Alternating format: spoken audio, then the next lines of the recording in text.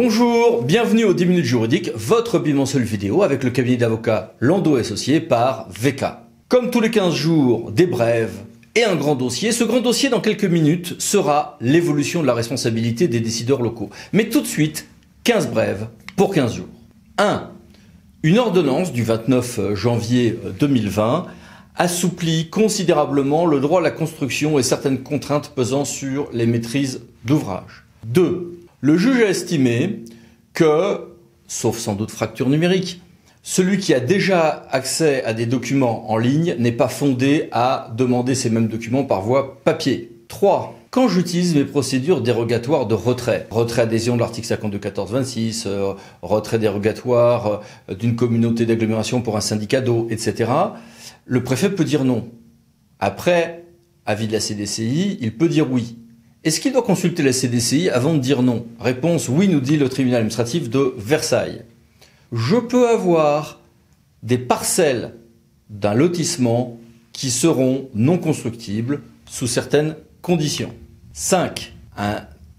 Deux textes même sont sortis au JO. Un décret du 30 janvier et un arrêté du 4 février sur les questions de contrôle déontologique en fonction publique et de saisine de l'autorité hiérarchique, notamment quand il y a des activités privées lucratives envisagées. 6. La circulaire sur le nuançage politique des maires a été censurée partiellement par le Conseil d'État, conduisant à la nouvelle circulaire que voici du 3 février 2020, avec cette fois-ci un nuançage à partir de 3500 habitants et des nouvelles nuances plus fines pour les découpages politiques. 7. Un projet de loi vise à l'accélération et à la simplification de l'action publique. Vous aurez noté que l'acronyme fait ASAP. Et qu'il prévoit un grand nombre de déconcentrations d'actes, d'assouplissement en matière de démarches, présentation de pièces justificatives dans un certain nombre de cas, assouplissement pour la création de sites internet mutualisés pour des ventes en ligne de médicaments, etc., etc. 8. Est-ce qu'un département peut récupérer sur succession des prestations sociales indûment versées?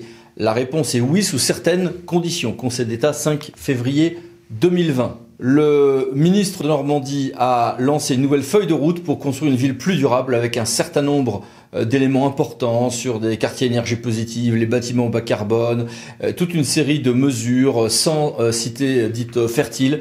Voici quelques détails. 10. Le gouvernement soutient la proposition de loi Amiel et donc cette proposition va passer assez vite et elle a des volets importants sur les questions de lutte contre les allergies, ambroisie, les problèmes de moustiques, les risques sanitaires, la gestion de pandémie. Un texte qui va vite arriver dans un contexte tendu en la matière. 11. Quasiment tous les 15 jours, on a le plaisir de vous adresser des informations sur de nouvelles mesures de déconcentration, de réorganisation des préfectures. Et ben voilà un nouveau décret du 7 février sur l'organisation et omission des secrétariats généraux communs départementaux. Ces secrétariats généraux communs départementaux vont être chargés de l'ensemble des fonctions support à l'échelle départementale. 12. Une collectivité publique donne une subvention. La subvention finalement n'est pas versée. À partir de quand court le délai de la prescription quadriennale? La réponse est à dater de la date d'exigibilité de la subvention, dans le cas par exemple d'une subvention conditionnée par des travaux, à compter de l'envoi de la notification de l'achèvement de ces travaux, par exemple. 13. Petit rappel, bientôt un grand nombre d'élus et de membres de cabinet vont avoir à faire une déclaration de situation patrimoniale à la HATPV. Selon quelle modalité, quel calendrier surtout? Réponse ici. 14. Il y a 15 jours, notre dossier portait sur la future loi gaspillage et économie circulaire. Et bien cette loi a été entre-temps promulguée, ça y est, sans aucune censure du Conseil constitutionnel qui n'a pas été saisi. Loi donc du 10 février 2020. 15. Le Conseil d'État, ça y est, a rendu son ordonnance sur le décret du 27 décembre 2019 sur les mesures de protection des personnes et en fait essentiellement les distances entre les épandages de pesticides et les habitations et la possibilité ou pas de faire des chartes locales avec les maires en ce domaine. Voici le sens de la décision du Conseil d'État. Comme vous le voyez, le Conseil d'État a refusé de suspendre le décret de fin décembre 2019. Passons maintenant à notre grand dossier, l'évolution de la responsabilité des décideurs locaux.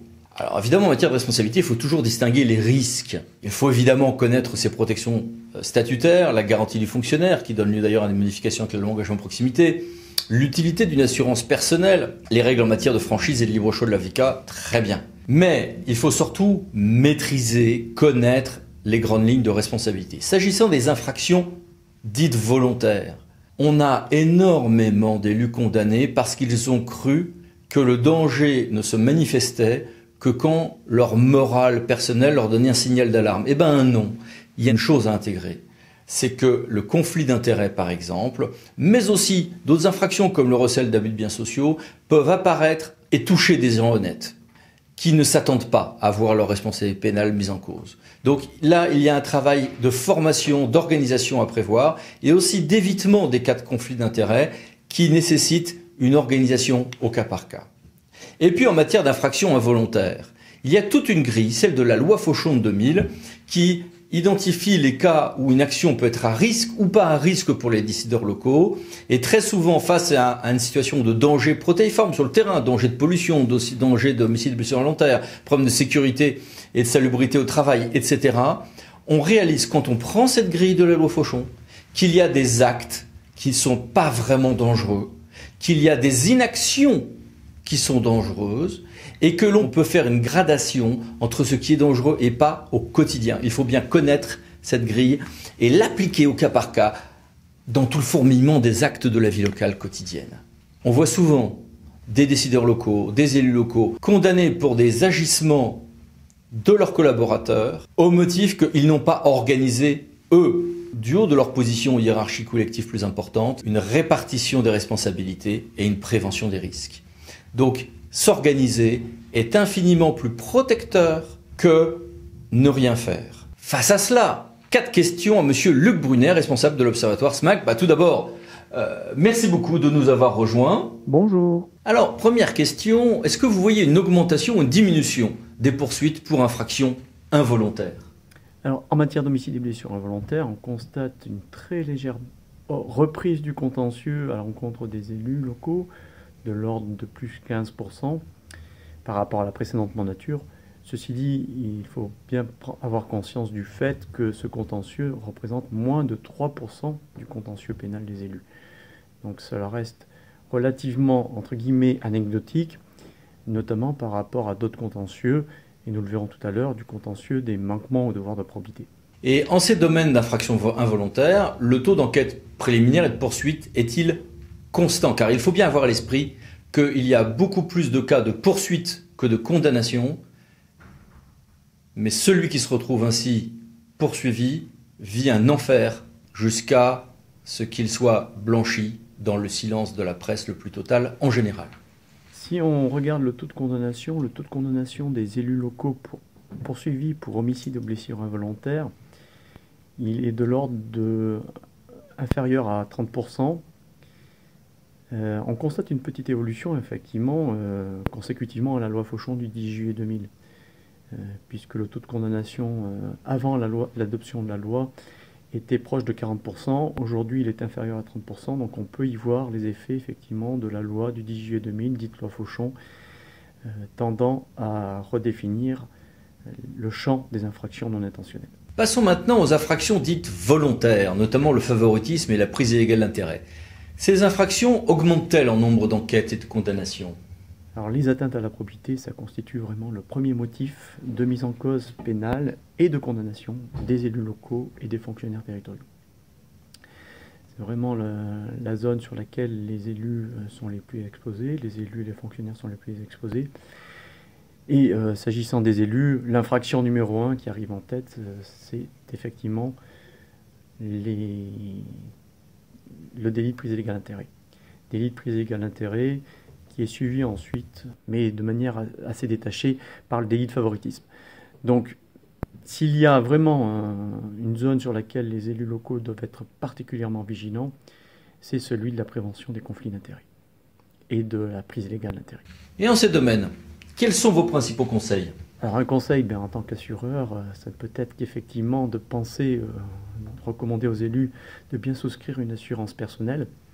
Alors, pour rappel, la loi du 27 décembre 2009, loi engagement et proximité, met à la charge des communes une obligation d'assurance en matière de protection fonctionnelle, bien garder à l'esprit que la protection fonctionnelle ne joue que dans certaines situations et n'est pas automatique.